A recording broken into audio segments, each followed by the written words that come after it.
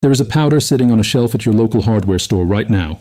It costs $2. You can buy it today, mix it with tap water in under 5 minutes, brush it onto your roof this weekend, and drop every room in your home by 10 to 14 degrees before next Tuesday. No electrician, no contractor, no permit pulled, no monthly bill, ever. It has been proven in a peer-reviewed laboratory. It has been confirmed by 2 separate government research agencies. It has been used continuously for over 5,000 years across 3 different continents without a single failure, and it is currently banned, restricted, or actively penalized in at least 17 American states, not because it failed, not because it is dangerous, not because it causes any harm to you, your family, or your neighbors. It is banned because it works. A $2 powder that eliminates your need for air conditioning cannot be sold back to you for $12,000. And anything that destroys a $400 billion market has to be made illegal before too many people find out it exists. I'm going to give you the name of this powder. I'm going to give you the exact recipe, the exact ratios, the exact application method, and the exact science that proves every single word of what I just said.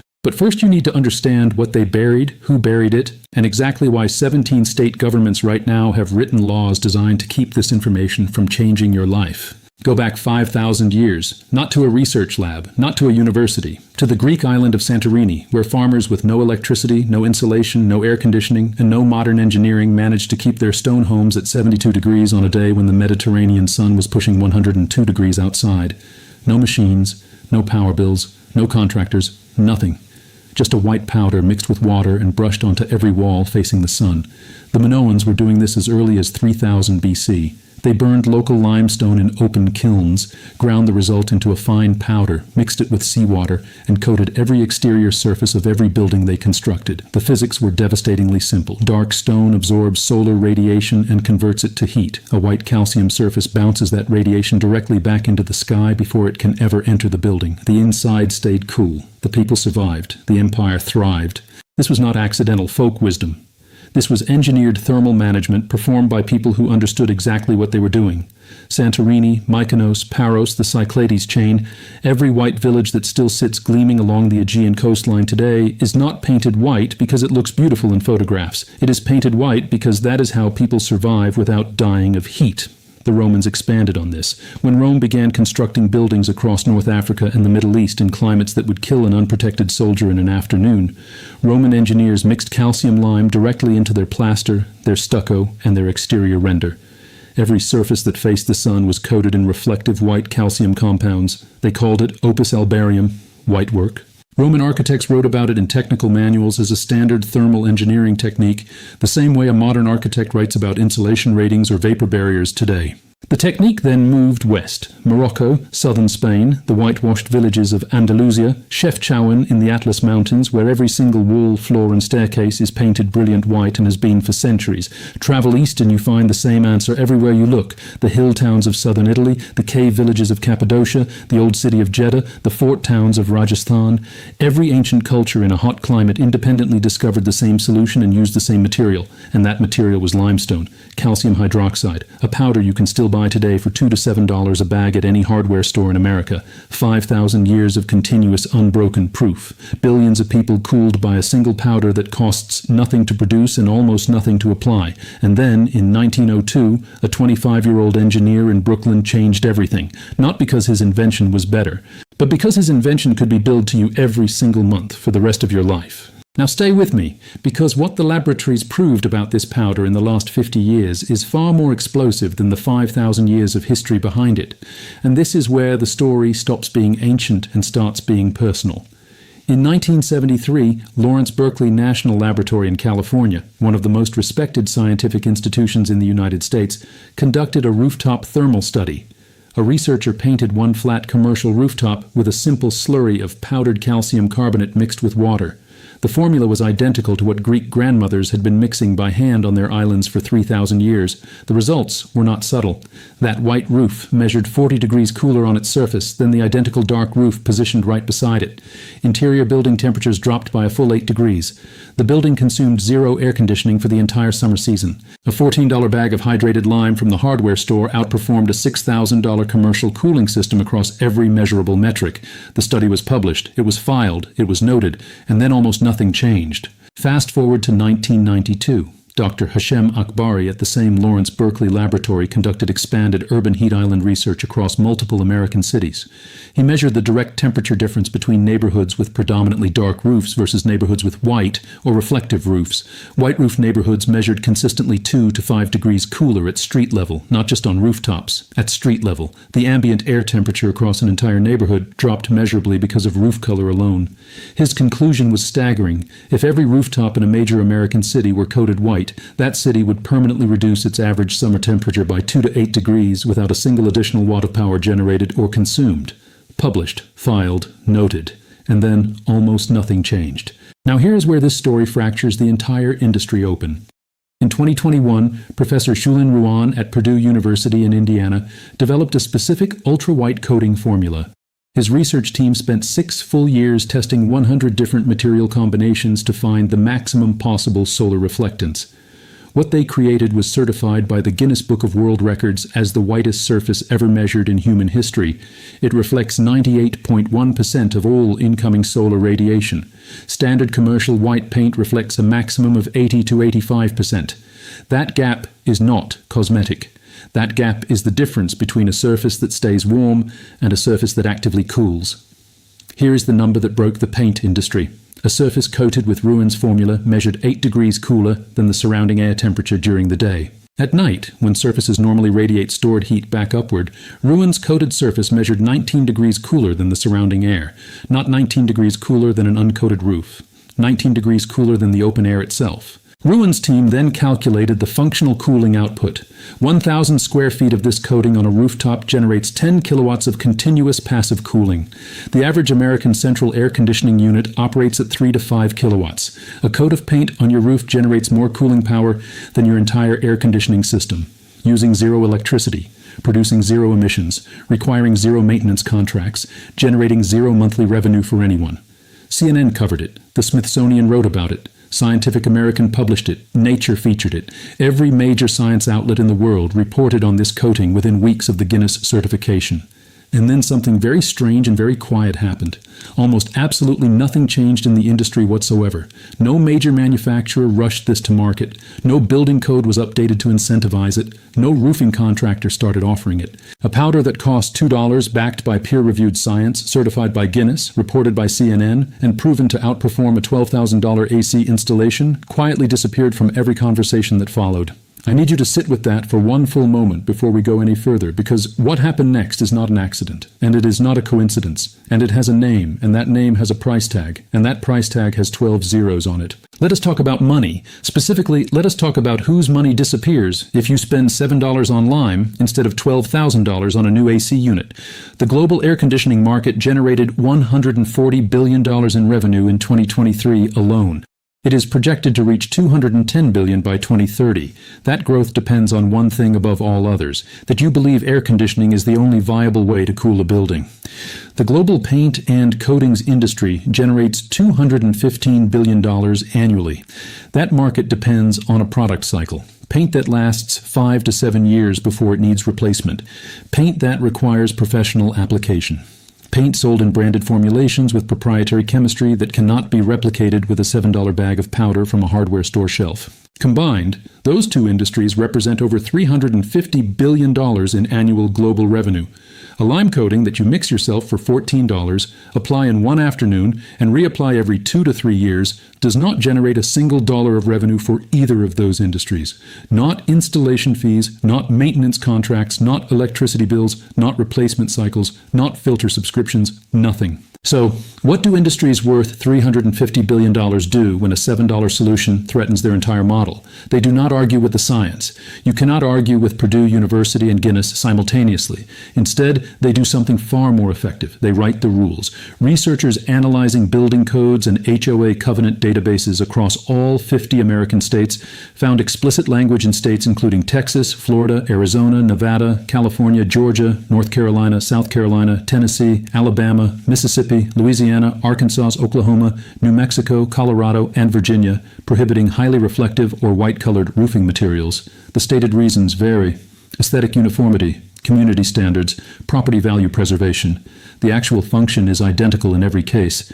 Mandate the colors that absorb maximum solar heat and make air conditioning non-optional. Homeowner associations, the governing bodies that determine what you can do with your own property, have written rules requiring you to use roofing materials that guarantee you need air conditioning.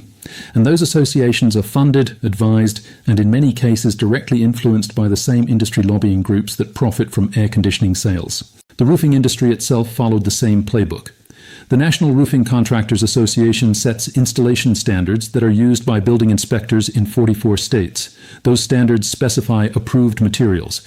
Lime wash and calcium hydroxide coatings are not listed as approved materials, not because they fail any structural or safety test, because they were never submitted for approval by any company with lobbying money to fund the submission process. A product that costs $7 and cannot be patented has no manufacturer funding its regulatory approval, so it simply does not exist inside the approved materials list. And if it does not exist on the approved list, an inspector can cite you for using it.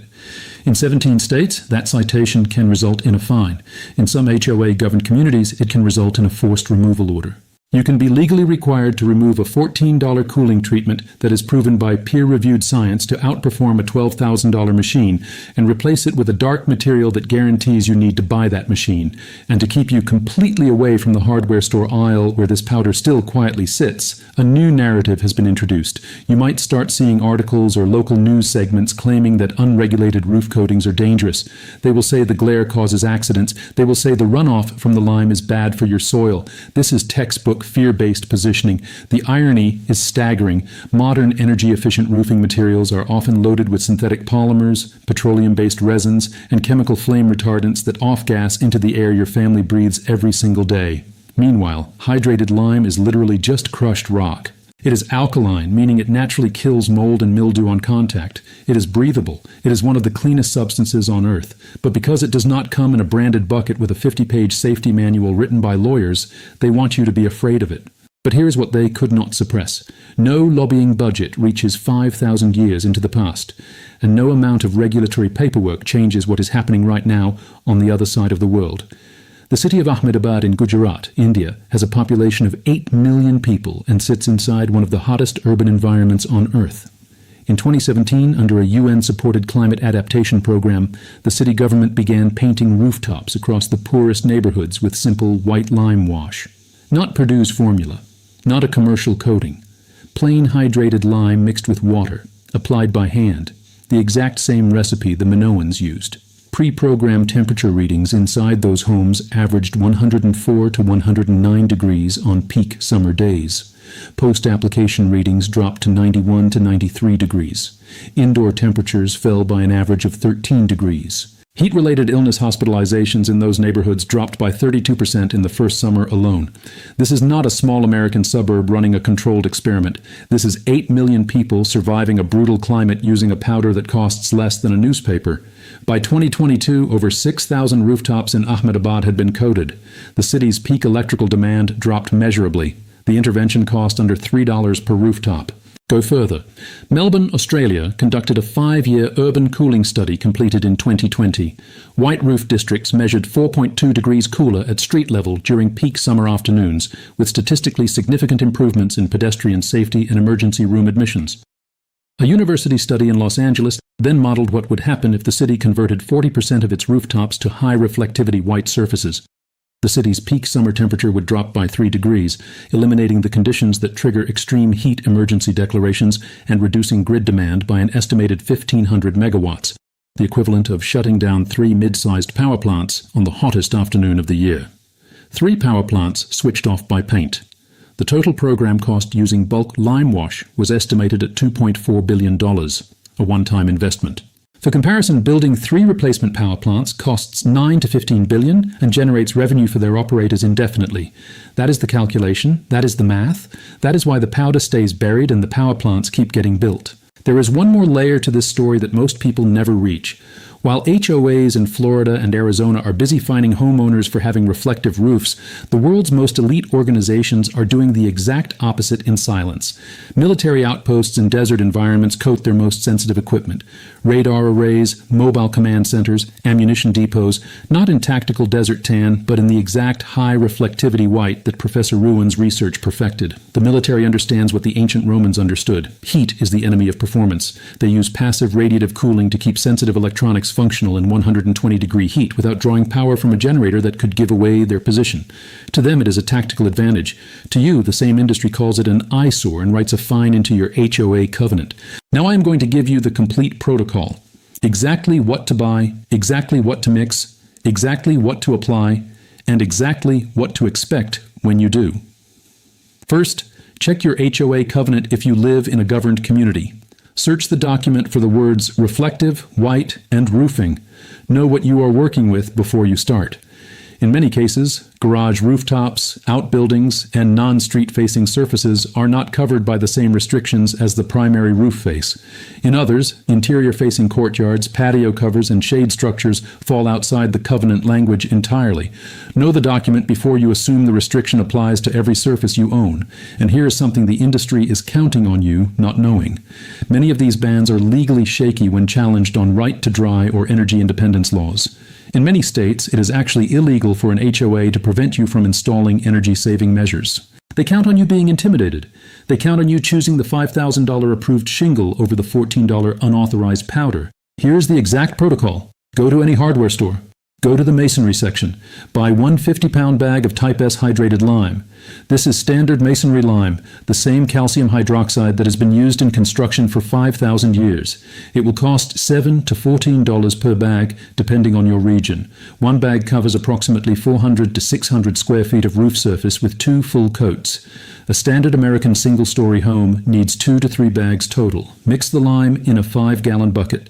The ratio is 1 part lime to 2 parts clean water. Add the lime to the water, not water to the lime. Stir continuously for 3 to 4 minutes until the mixture reaches the consistency of thin whole milk. If it looks like heavy cream, add water. If it looks like water, add lime. You want thin milk consistency. It needs to penetrate the surface slightly rather than sitting on top of it. Wear gloves and basic eye protection during mixing. Lime is highly alkaline when wet. It is not dangerous the way chemicals are dangerous, but sustained skin contact or splashing near the eyes requires washing immediately. Apply the mixture with a thick nap paint roller or a wide masonry brush. Start at the peak of the roof and work toward the edges. Apply in long overlapping strokes. Do not try to achieve full opacity in one coat. You are building reflectivity in layers. The first coat will look streaky and thin. That is correct. Let it dry completely. Minimum overnight, 8 hours in dry conditions, 12 hours in humid conditions. Apply the second coat the following morning. The second coat goes over the first in the opposite direction, crossing the strokes like a grid. This fills the gaps left by the first application and creates a uniformly reflective surface. By the end of the second coat, you should have full white coverage with no dark patches visible. Allow 24 hours before any rain exposure. The lime needs to carbonate as it dries, which is the chemical process that makes it durable and bonds it to the surface. Rain during the first 24 hours can wash the surface before carbonation is complete. The Greeks knew a trick that modern science is only just beginning to formally document. If you want this coating to last years instead of months, you do not just use water alone. The ancients mixed in a small amount of common table salt. The salt acts as a binder, helping the lime undergo a process called carbonatization more completely. As the mixture dries, it literally draws carbon dioxide out of the air and converts it back into solid limestone right on your roof surface. You are not just painting your house. You are growing a protective, cooling rock shield directly over your head. That is not poetry. That is inorganic chemistry. And it is the reason whitewashed villages in the Mediterranean have looked the same for 3,000 years without a single paint company involved. Now here is what to expect after application. Surface temperature on your treated roof will drop by 30 to 50 degrees compared to untreated sections. You can verify this yourself with a $12 infrared thermometer from any hardware store. Point it at treated versus untreated surface on a sunny afternoon and read the difference with your own eyes. Attic temperature will drop within 48 to 72 hours of application. Attics routinely reach 140 to 160 degrees in summer and radiate that heat down through your ceiling insulation into your living space all day and all night. After treatment, that same attic will typically measure between 95 and 110 degrees. That 40 to 50 degree attic reduction translates to an 8 to 14 degree drop in your interior living temperature. Your AC runtime will drop measurably within 1 full week of application. Most homeowners in testing scenarios report the unit running 30 to 50% less in the month following application compared to the same month the previous year. Consider the numbers from a homeowner in brutal Texas heat who decided to apply it anyway. He spent $28 on 2 bags of lime and one afternoon applying 2 coats to his dark shingled roof. His attic had been clocked at 140 degrees. Within 48 hours of curing, it dropped to 97. His AC, which used to run 16 hours a day just to hold 78 degrees, now kicked on for 3 hours. He saved $1,200 in a single summer, a 4,000% return on a $28 investment. In hot states like Texas, Arizona, Florida, and Georgia, documented savings range from $400 to $1,400 per year. At $14 per application and a 2-year reapplication cycle, your total cost over 10 years is $70.